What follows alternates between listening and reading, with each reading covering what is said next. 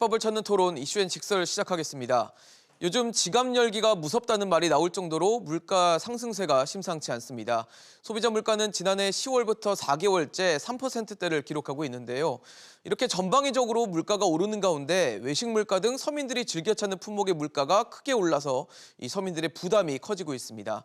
여기에 물가 상승을 부추기는 대내외적인 요인도 많아서 앞으로가 더 걱정인데요. 비상 걸린 물가 얘기 지금부터 해보겠습니다.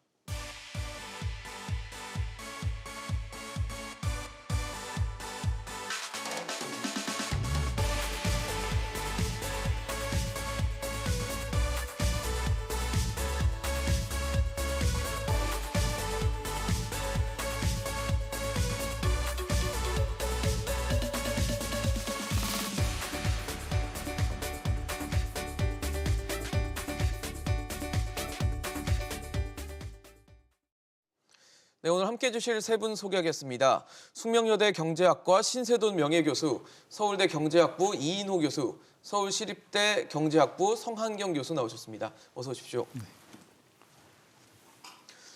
네, 저희 이슈앤 직설에서도 지난해 하반기부터 물가가 심상치 않다, 어떻게 이게 변하고 있는 것인가에 대해서 여러 번 토론을 했었는데 여전히 물가 상승세가 이어지고 있고 사실 지난해 뭐 중반부보다는 훨씬 더 높은 물가 상승률 추이를 좀 보이고 있어서 이거를 지금 어떻게 좀 봐야 될지 뭐 일시적이다라고 보기에는 이미 좀 시간은 좀 지난 거 아닌지라는 생각이 좀 들거든요.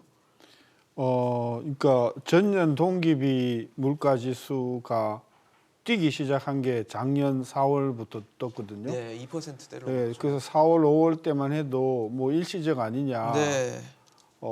재작년에 너무 많이 떨어졌으니까 기저 효과 아니냐. 뭐 이런 분석을 하다가 네. 이게 6월, 7월, 9월, 12월, 1월 가면서 굉장히 빨라졌잖아요. 네. 이제 우리 조금 이따 이야기하겠지만 이 원인이 이게 간단치 않은 원인 때문이거든요. 그러니까 우리나라 안쪽에도 있지만 바깥쪽에서 발생하는 원인들이 되게 많아요.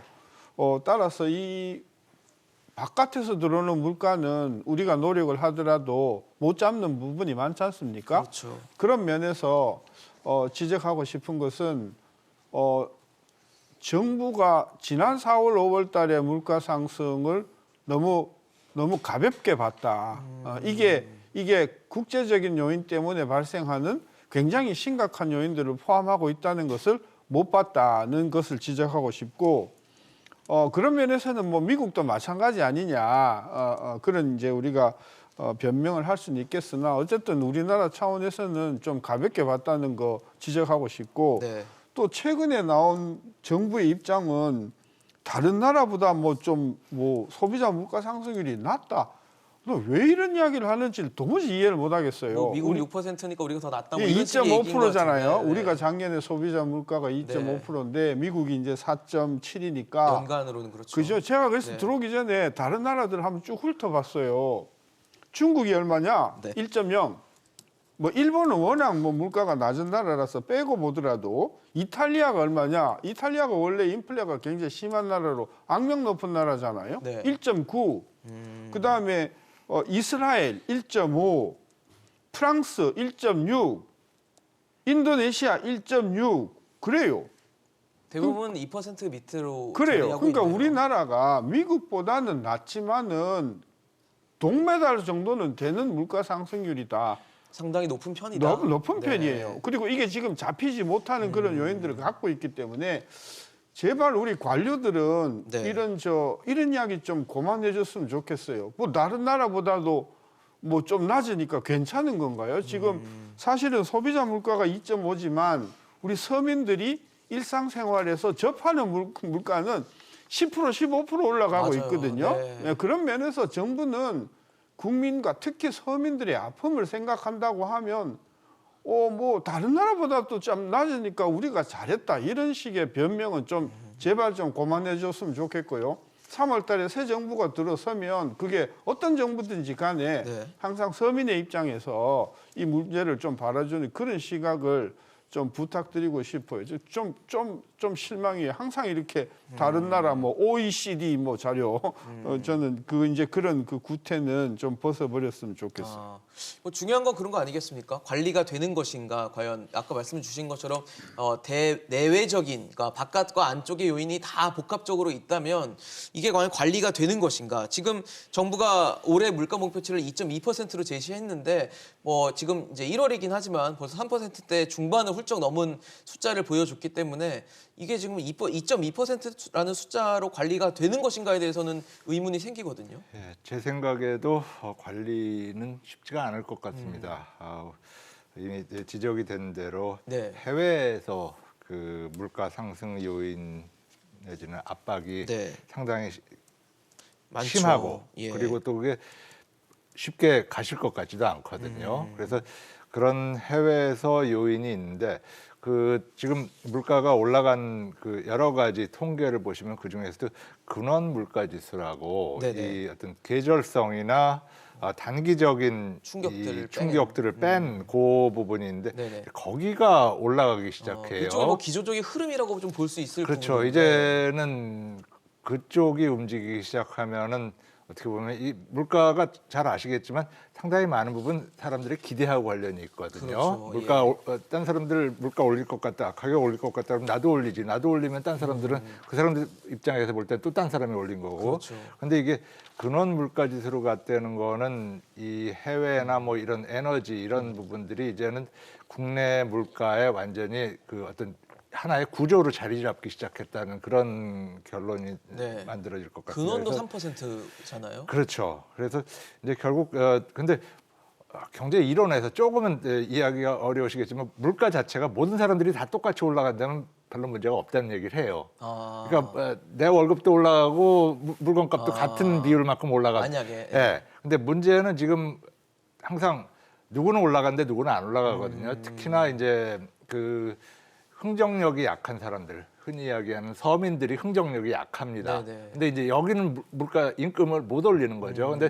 딴 데가 올리거든요. 결국 물가 자체가 올라가는 것도 여러 가지 그 좀 폐해가 있지만 네. 특히나 이 어떤 부의 분배나 네. 여러 가지 생활 면에서 안 좋은 그런 결과를 가지고 있고 더군다나 이 물가가 올라가면서 생산비가 올라가기 때문에 생산 자체가 위축이 됩니다. 그래서 이렇게 그 물가 상승 자체가 어떤 경제에 부정적인 요인으로 자꾸 파급돼 가는 것을 그 부분은 정부가 막아야 되는 것 같아요. 그렇군요. 그러니까 지금 해외에서 물가 올라가는 거 정부가 못 막겠죠. 그렇지만 이제 그것이 그 서민 생활을 어렵게 만든다든지 이런 부분에서는 정부가 좀 힘을 쓸 수가 있는 부분이 있지 않을까 이런 생각이 듭니다. 그러게요. 말씀하신 대로 상대적인 부분. 그래서 아마 서민들 사이에서 아니면 뭐 흔히 우스갯소리로 월급 빼고 다 오른다 이런 얘기가 그런 데서 좀 나오지 않나라는 생각이 드는데 글쎄요. 정부가 2.2%는 목표를 제시를 하겠는데 근원 물가도 3%라면 이게 과연 가능한 수치인지에 대해서는 좀 의문은 드는 상황인 것 같거든요. 예, 아무래도 제가 생각하기에도 3%를 유지하는 것은 뭐 목표를 3%로 하는 것은 쉽지는 않을 것 같고요. 네. 벌써 지난 4개월 동안 3% 이상의 물가 성장률이 네. 계속 이루어진 상황이고 또 지금 앞으로 여러 가지 아직까지 에너지 위기 이런 국대외 요소가 여전히 자리 잡고 있고 글로벌 공급망 사태도 해결되었다고 볼 수는 없고요. 그러니까요. 그리고 이게 지금 미국이 금리를 좀 올리려는 상황이 발생하면서부터 작년 6월부터 쭉 지속적으로 우리나라 환율이 이제 원화가 평가절하되기 시작을 그렇죠. 하고 있었거든요. 강달러 추이로. 예. 그렇게 된다 그러면은 전반적으로 이게 수입 물가를 더 자극할 가능성도 존재하기 때문에 네, 네. 3%를 유지하는 것은 굉장히 힘들 것 같고요. 어쨌든 그 목- 3%도 어렵다고 보세요. 지금 정부 목표치가 2.2%면 예, 예. 2.2%는 정말 힘든 수치일 수 있겠네요. 2.2%는 심지어 작년보다도 낮은 수치고요. 작년 2.5%였는데 네네. 그것도 작년은 10월까지는 3% 밑이었다가 이제 하반기에 3%를 넘어서면서부터 된 네. 거니까 올해는 전반적인 수치가 그거보다 높다고 생각하면은 아무래도 2.2%는 힘들고 3%도 쉽지 않을 것 같은 생각을 저는 개인적으로 가지고 있습니다. 네. 이거 이제 작년에 2.5였잖아요. 네. 아까 우리 이 교수님이 아주 지적 잘 해주셨는데 네. 이게 2.5가 모든 사람의 모든 산업의 모든 물건의 물건값이 2.5 이렇게 올라간 게 아니고 그렇죠. 작년 물가를 주도한 걸 보면은 식료품이 1년 전보다 5.9, 그다음에 교통비가 6.3, 그다음에 음식 숙박이 2.7 올랐어요. 네. 나머지는요. 예를 들면 의류 0.6, 주택 1.6, 오락 0.4, 통신 마이너스 0.9예요. 그러니까 작년에 2.5도 우리가 충격적으로 물가가 많이 올랐는데 그 내용을 들여다보면 그걸 끌고 올라온 몇 개 업종이 있어요. 네. 그러면 끌고 올라간 업종만 올라가면 문제가 가라앉겠지만 다른 업종들이 가만히 있겠냐는 거죠. 그렇죠. 그죠? 네. 지금 물가가 비교적 안정적이라고 하는 예를 들어 주택이나 의류나 이 주류, 담배 가만히 있겠냐는 거죠. 누구들이 올렸으니까 들썩들썩이죠. 나도 올린다 이렇게 네. 되거든요. 그래서 이 물가가 안 잡힌다는 거예요. 그래서 지금 2.5% 끌어올리는 것은 우리 경제의 일부분, 특히 식료품이나 그다음에 수입 교통비. 원자재를 많이 쓰는 네. 쪽이 끌어올렸는데 얘가 올라가면 다른 쪽들도 그렇죠. 그 피해를 보상받기 위해서 올라간단 말이죠. 그래서 이게 물가가 못 잡히는 부분이 하나 있고요. 또 하나는 지금 미국에서 아주 이게 핫 이슈가 된 게 뭐냐면 네. 이렇게 올라가니까 근로자들이 가만히 있겠냐는 거예요. 임금 문제가 또 작년에 있죠. 물가가 네. 미국 같은 경우 4.7% 올랐으니까 적어도 내가 동일한 수준이 되려고 하면 나도 인건비가 5% 가까이 올라가야 이런 심리가 있잖아요. 그러니까 임단협에서 근로자들이 선제적으로 최소한 물가 상승률보다는 더 높은 이렇게 되면은 생산 단가가 올라가는 그런 부분이 있지 않습니까? 그렇죠. 네네. 그래서 지금 뭐 2.1을 잡냐 못 잡냐 2.2도요. 이게 좀 몇 달 된 자료라서 그러지 이제 이번 달에 한국은행이 이제 나와요. 한국은행 소비자 물가가 나오는데 아마도 한국은행에서는 2.5보다 높은 수준으로 잡을 거라고 보는데 아까 선 교수님 말씀 맞잖아. 우리 학자들은 금년에 3%도 잡기 힘들 것이다라고 보는 이유가 아까도 이야기했지만 지금 끌고 나가는 선도, 물가를 선도하는 업종에 따라가는 물가 상승 요인이 있고 인건비 상승이 또 따라올 것이고 그렇죠. 이렇게 되면 온 국민이 야 물가 심각해? 이렇게 기대 심리가 고착이 돼버리면 이거는 뭐 웬만큼 어떤 강도의 정책을 쓰지 않는 한 물가가 안 잡히는 그래서 미국도 물가를 잡기가 쉽지 않은 거기 때문에 서둘러 좀 센 정책이 나와서 물가를 빨리 잡아주지 않으면 이 걷잡을 수 없다고 이렇게 이야기하는 그래서 아까 2.2 불가능하다 3.0 불가능할 가능성이 크다 따라서 선제적으로 한국은행이 물가 정책을 하지 않으면 이 고물가는 금년 그리고 내년 어쩌면 내후년까지도 계속될 수 있는 내년, 내후년이요? 대한민국의 심각한 경제 현안 중에 하나가 물가로 드디어 대두가 되었다 이런 이야기입니다. 그렇죠. 물가라는 게 사실 우리 사회, 우리 경제 곳곳에 영향을 미치지 않을 수가 없는 지표이기 때문에 굉장히 중요하고 또 최근에 뭐 정부도 그냥 손만 놓고 있는 건 아니었어요. 뭐 나름대로 유가들이 많이 오르다 보니까 이걸 좀 잡으려고 뭐 유류세 인하를 단행한다든지 이런 부분들을 계속 하고 있는데 중요한 건 그거겠죠. 유류세 인하가 과연 그 물가를 잡는 정도의 효과를 낼 수 있는지. 기름값이 이걸 갖고 부담이 낮아지는 것인지에 대해서는 좀 이것도 좀 의문이 들어요. 우선 유류세 인하는 어떻게 보면 정해진 크기가 이미 있습니다. 네네. 그렇죠? 근데 만약에 해외에서 기름값이 그 이상으로 올라가 버리면은 상세가 안 되겠죠. 네. 그러니까 이제 유류세 인하가 뭐 약간의 도움은 주겠죠. 그렇지만 이 부분은 어쩔 수 없이 해외에서 그 기름값이 얼마나 올라가느냐. 그리고 또 한 가지 이미 지적된 대로 우리나라 환율이 지금 계속 약세를 보이고 있는데 그렇죠. 이것이 결국 그 수입 물가를 올리는 데는 상당히 그 치명적인 효과를 네. 가져올 수가 있거든요. 그러니까 지금 원유 가격 상승하고 환율 하락 이 두 가지가 겹쳐져 가지고 유류세 인하해 준 거를 상쇄를 해버리면은 정부가 유류세 인하했다 그래가지고 기름값이 과연 떨어지느냐 최종적으로 사람들이 그 기름을 넣기 위해서 내는 돈은 줄어들지 않을 수가 있다는 거죠. 그래서 네. 이 부분은 제가 볼 때는 뭐 정부로서 안 할 수도 없는 거고 그렇지만 그 효과는 제한적일 수밖에 없는 것 같다는 생각이 듭니다. 사실 저만 해도 저 예전엔 어떤 기름값 지출하는 비용대로 기름을 넣으면 기름 통이 많이 안 차더라고요. 자동차 게이지가 많이 안 올라가는 걸 눈에 보이게 느낄 정도로 기름값이 너무 비싸다라는 생각이 굉장히 많이 하게 되는데 아무래도 이런 부분이 유류세 인하라는 게 제한적인 어떤 구조적인 문제가 상으로도 제한적일 수밖에 없다면 이게 과연 유가의 부담 역시 갖고 갈 수밖에 없는 그런 요소일까요?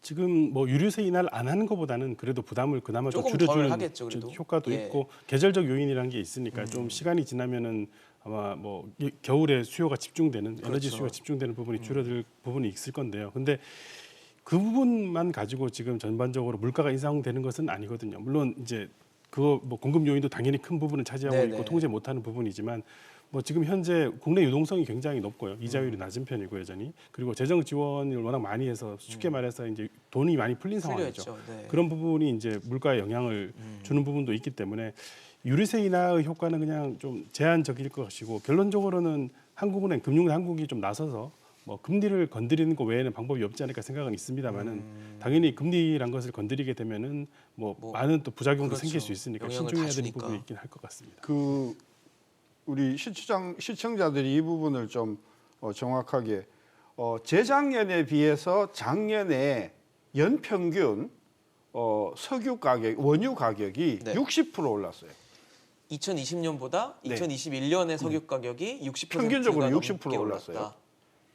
굉장히 많이 오른 거네요. 예? 굉장히 많이 올랐어요. 60%라는 근데 숫자가 나올 수 있나요? 근데 유류세 얼마 인하했냐? 네. 유류세가요 전체 물가에서 차지하는 포션이요 4%가 안 돼요. 예? 전체 소비자 물가에서 석유류 제품을 총괄해 갖고 네. 이 비중이 3.9%가 조금 안 돼요. 4%가 안 되네요. 그러니까 유류세를 10% 인하를 해준다 하더라도 0.3% 포인트란 말이죠. 근데 유가는 원유 가격은 얼마 올랐어요? 60% 올랐어요. 60%. 그러니까 진짜 찔끔이라는 거예요. 정말 정부가 서민들의 아픔을 생각한다고 하면 네. 10% 이렇게 유류세를 인하할 게 아니에요. 50% 정도는 인하를 해줘야죠. 지금 한 20% 한시적 인하 조치를 하고 있는데 네. 이거는 사실 티도 안 나는 숫자. 티도 안 나요. 네, 그러니까 인 괜히 거네요. 정부가 뭐 서민들을 위해서 하는 것 같이 신용만 하는 거란 말이에요. 실제로 아까 원유 가격이 60% 올랐는데 유류세를 10% 20% 인하해 준들 숫자에도 영향을 안 미치지만 소비자들한테도 100원, 200원, 300원밖에 이 효과가 없다는 것이죠. 그러니까 이렇게 생색내기 좀 그만했으면 좋겠고 인하폭을 늘리지 않는 데는 뭐 세수 때문에 그럴까요? 20%라는 숫자가 지금 굉장히 비중이 작고 작습니다. 영향을 그러니까, 주지 예. 못하는 숫자라면 그리고요, 예, 네. 하려면 한 50% 절반으로 특히, 그냥. 그렇죠. 50% 해도 워낙 원유 가격이 많이 올랐기 때문에 소비자들이 느끼는 그 부담은 여전히 좀 크다. 덜 올랐다는 정도일 뿐이거든요. 그리고 나는 이게 마음에 안 드는 게 맨날 6개월씩 이렇게 찔끔찔끔 연장을 하는 거예요. 한시적을 해보고 네. 또 연장하고 뭐 이런 식이죠. 대단히 네. 그 사람들이 우리 서민들을 위해서 뭐 큰 선심이나 쓰는 것 같이 저는 안 했으면 좋겠습니다. 이 고유가가 지속되는 한 무기한으로 유류세를 연장한다. 이런 조치를 좀 해줘야 되는데 이거 몇 달마다 이거를 다시 반복하고 이런 정책은 이제 좀 그만해줬으면 좋겠다.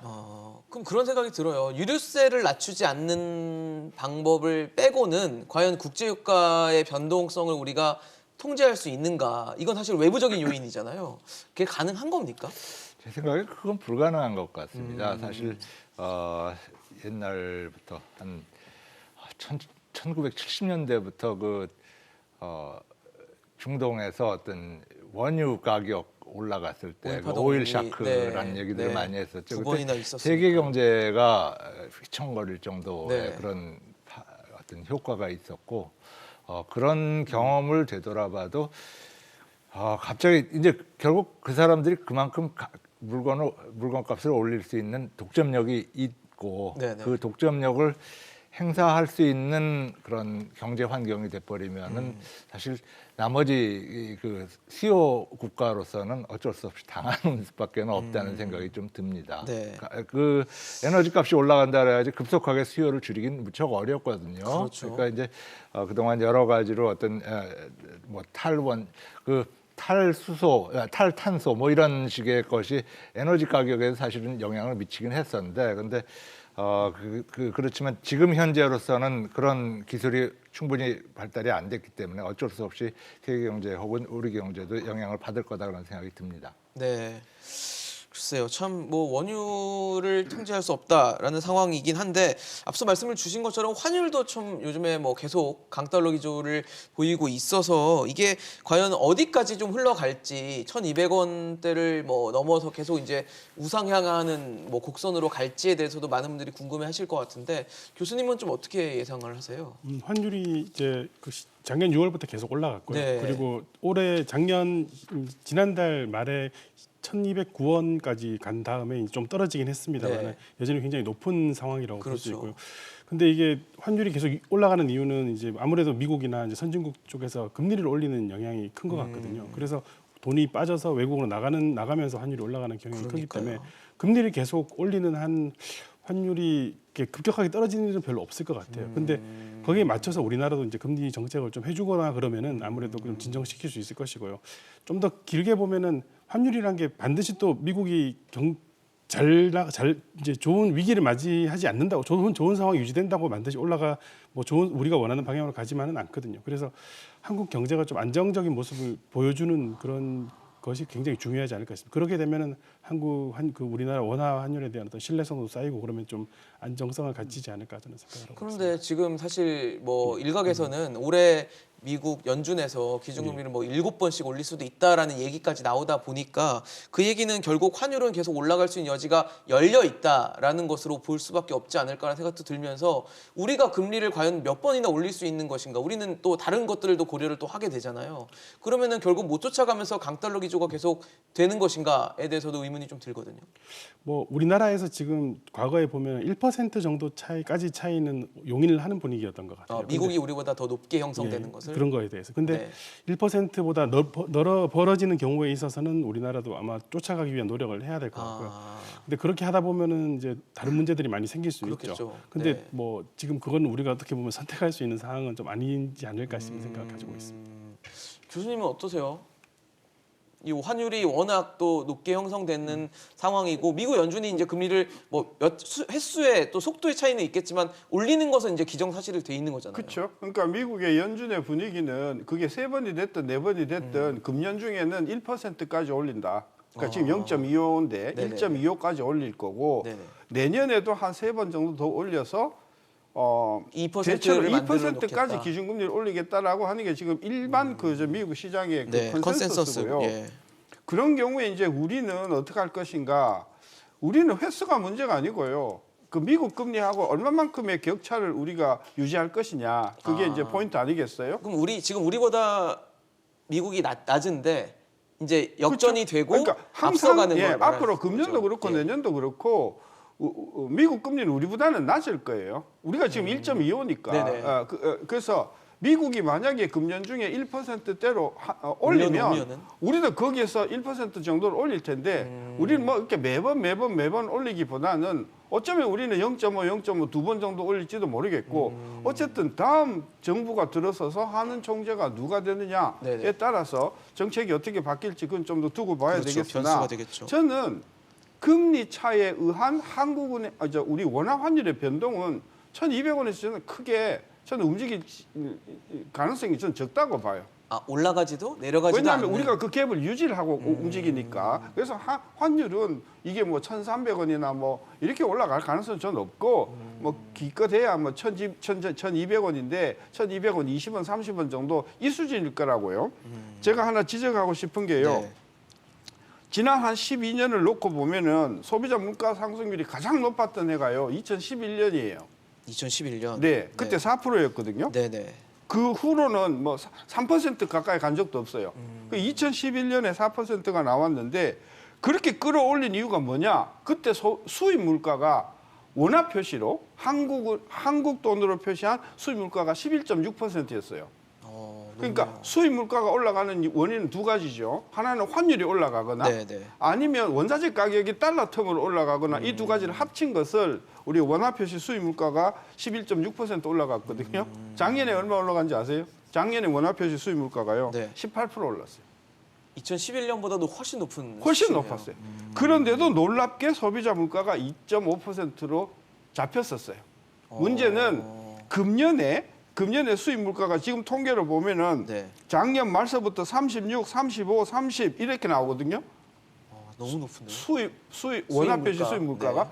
그래서 만약에 원화 표시 수입 물가가 금년 평균치로 20%, 25% 정도 나온다고 보면 3%의 소비자 물가가 아니라 3.5 내지 4%도 과거의 예를 보면 그랬어요. 그렇네요. 2011년도가 그래서, 11.6%인데 네. 연간 소비자 물가 4%였으니까 올랐거든요. 올랐으니까. 이번에는 지금 거의 20% 30%대로 수입 물가가 원화 표시로 올라가잖아요. 이거 감당 못할 것이라는 거죠. 그렇네요. 그렇죠. 그래서 소비자 물가 금년에는 한국은행과 이 한국 정부의 가장 큰 이게 관심사가 될 것이고 이 문제를 해결하는 방법은 그렇다고 우리가 환율을 뭐 1,000원대로 내릴 수도 없지 않습니까? 없죠. 결국은 뭐냐면 관세를 낮춰야 되는데 관세도 지금 자유화가 돼갖고 많이 낮아져 있지 않습니까? 맞아요. 네. 그러면 관세를 부과하는 품목에 대해서는 파격적으로 관세를 낮춰줘야죠.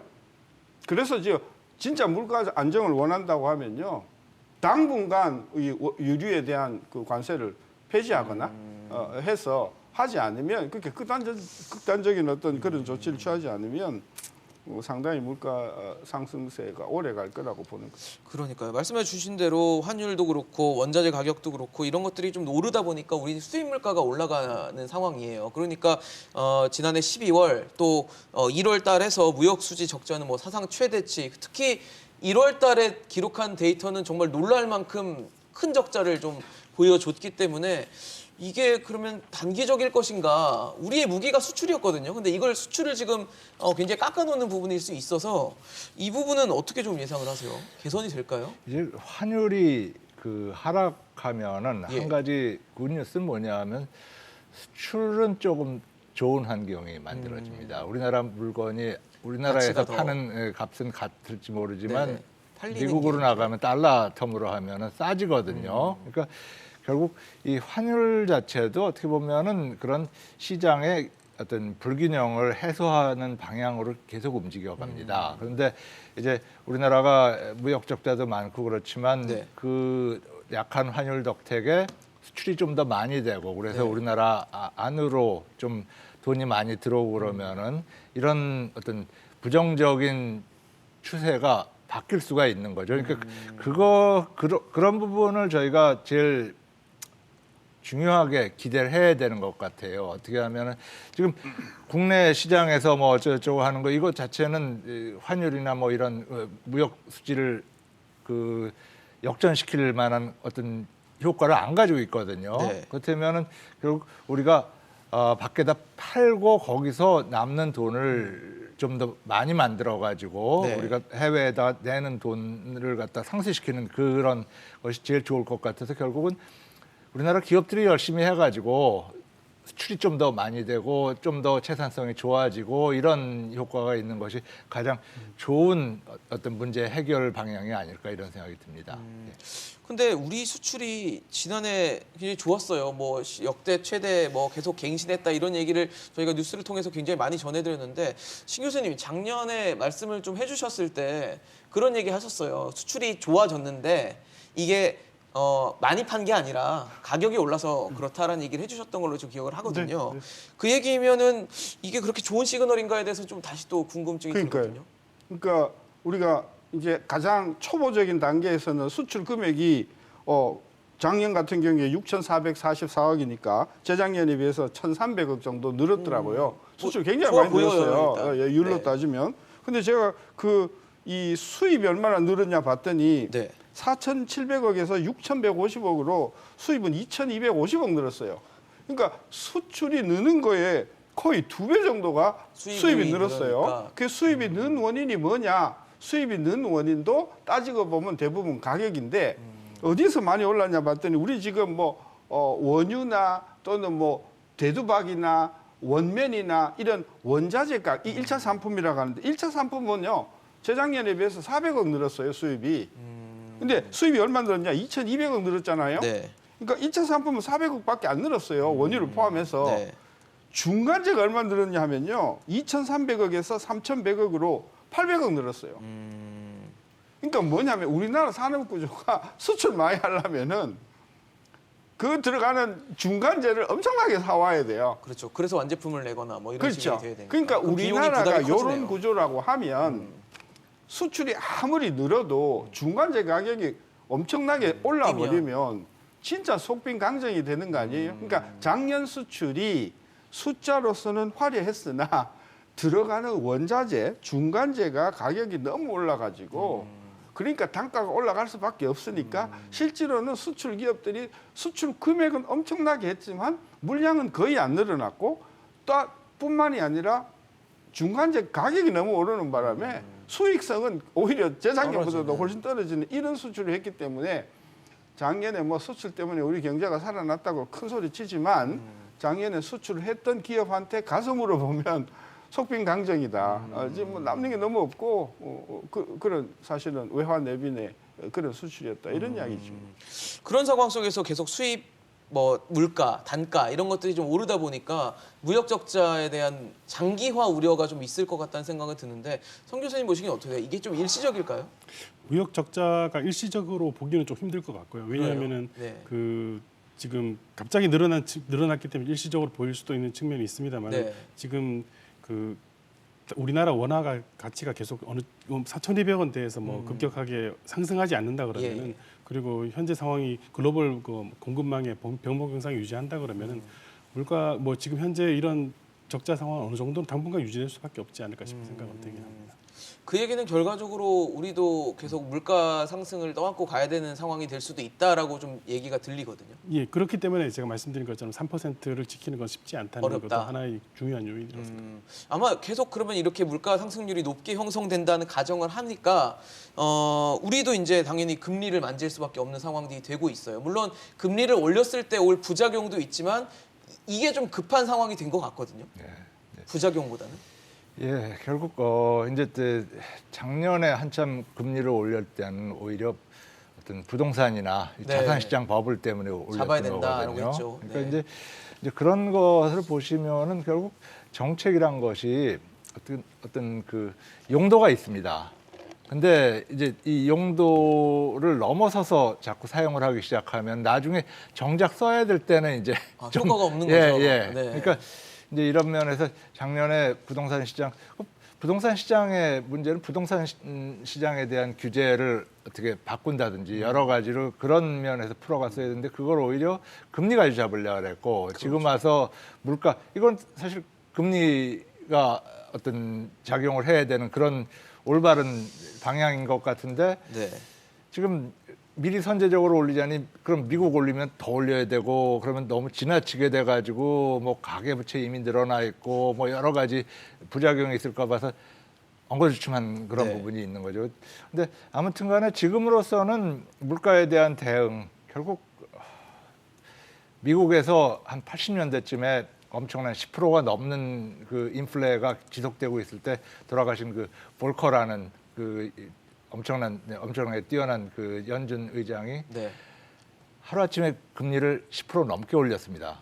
그래가지고 그 덕택에 카터 대통령은 재선이 안 됐는데 그 덕택에 미국의 인플레를 잡았거든요. 네네. 결국은 인플레 잡는 데는 어쩔 수 없이 금리 정책이 제일 효과적이긴 한데 이미 부세 효과는 뭐냐면은 경기가 위축된다는 거. 그러니까요. 그러니까 네. 결국 선택의 문제입니다. 그러면은 우리가 지금 경기가 어느 정도 위축이 된다 하더라도 금리를 올려서 확실하게 물가 잡고 그 다음에 다시 성장을 할 것인지 아니면 그냥 계속 갈 것인지 이 선택의 문제인 것 같습니다. 네.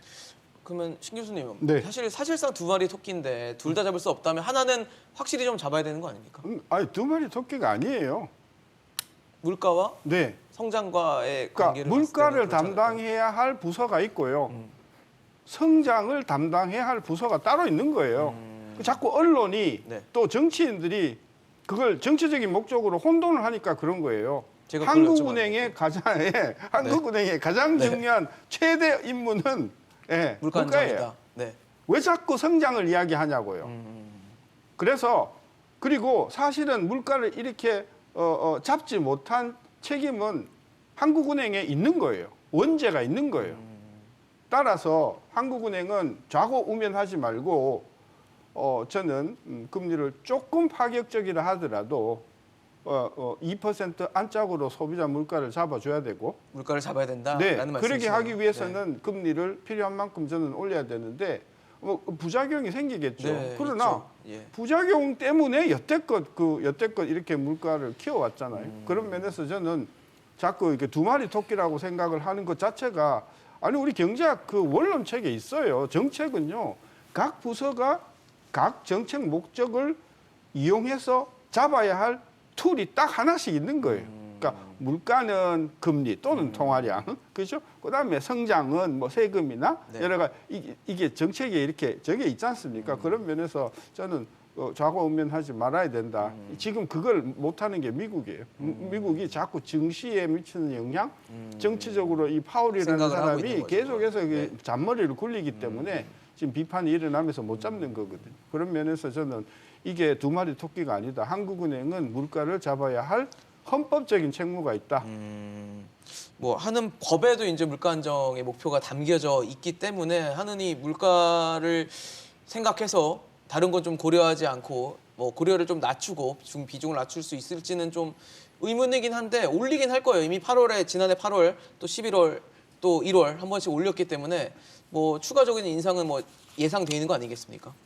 예, 아마 올해 뭐 기관에서 전망하기로는 최소한 2번은 올릴 것이다라는 최소 2번. 정도는 예상되어 있고 아마 실제로는 그거보다 더 많이 올려야 될 상황이 발생할 수도 있을 것 같습니다. 그래서 이제 금리를 올리면은 경기 위축도 말씀하신 것처럼 나타나고요. 또 당장 이제 크게 나타나는 것은 이제 그 대출하신 분들의 이제 금리 부담이 그 대출 그 이제 상환해야 되는 부담이 굉장히 커지는 그렇죠. 이자가 뭐 이자 부담이 부담이 굉장히 커지니까. 커지게 되죠. 네. 근데 거기서 이제 정부의 역할이 조금 저는 있지 않을까 생각을 합니다. 사실은 그 과정에서 이 예대 차이가 많이 벌어지지 않도록 좀 정부에서 해주면 좋겠는데 아까 부동산 얘기를 좀 해서 조금 안타까운 것은 지금 부동산 그 관리하기 위해서 대출 규제를 심하게 하고 있거든요. 맞아요. 그러니까 이 사실 시장 자체가 금융회사들이 주도할 수 있는 현재 시장 형태가 되어 있으니까 그 예대금리를 금융회사가 충분히 마음대로 올리더라도 소비자 입장에서는 따라갈 수밖에 없는 굉장히 안 좋은 상황인 것 같습니다. 그래서 참 이게 부동산 문제가 이게 여기서까지 영향을 주는 그러니까요. 참 다 안타까운 전체를 좀 상황인 것 잡아먹는 형국인 것 같은데 지금 사실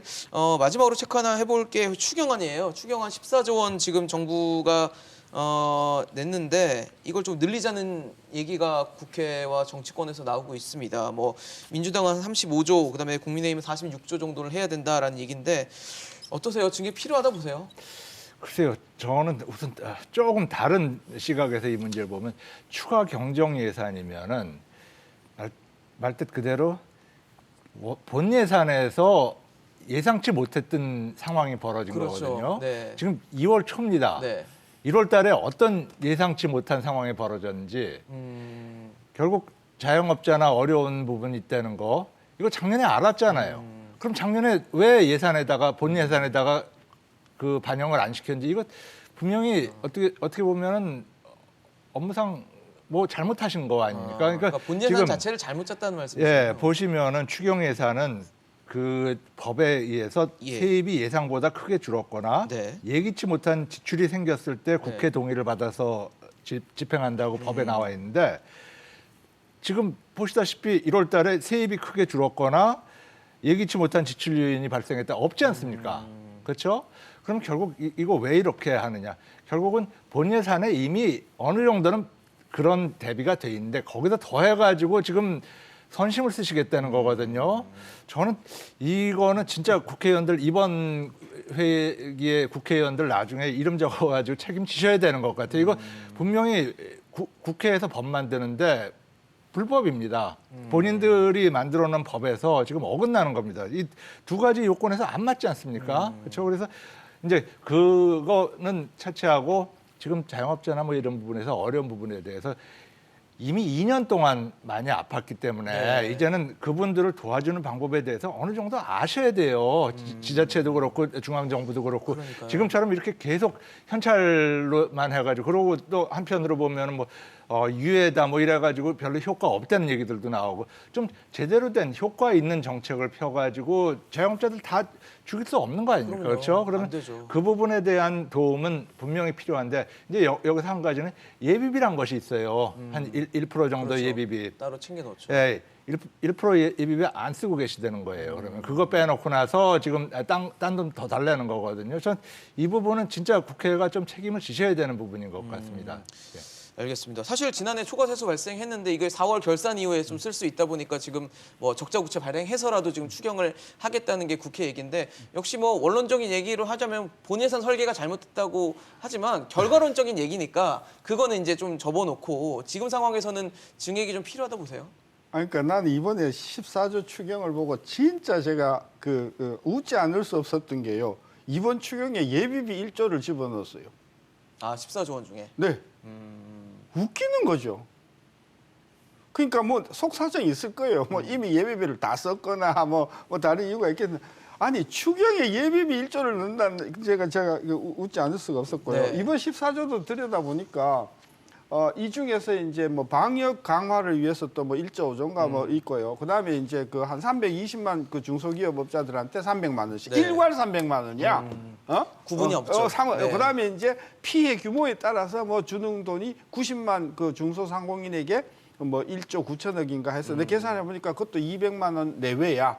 그러니까 지금 소상공인이 14조 가지고 택도 없다는 거거든요. 이제 추경이 필요해요. 추경이 필요한데 어디에다 주느냐 이런 식으로 주면 안 된다는 거죠. 2020년 지급 안 됐거든요. 코로나가 소급 안 됐거든요. 네. 그 피해에 대한 그 피해에 비례한 지원. 그다음에 2021년도 피해가 있었잖아요. 근데 그 중에서도 그 손실보상법 이전에는 지원이 안 됐잖아요. 네. 그런 것을 감안해서 계산하다 보면은 한 50조 이상이 들어갈 건데 저는 그건 필요하다고 보는데 14조 이런 식은 아니다. 알겠습니다. 올해는 아무래도 세부 말씀을 들어보면 물가와의 전쟁을 계속 해야 될 그런 시기가 될 것 같습니다. 이 부분 저희도 꼼꼼하게 챙겨보면서 시청자 여러분께 전달할 수 있는 내용들 정리해서 말씀드리도록 하겠습니다. 오늘 신세돈 명예교수, 이인호 교수, 성한경 교수와 함께했습니다. 이슈앤직설 오늘 준비한 소식은 여기까지입니다. 지금까지 시청해주신 여러분 고맙습니다.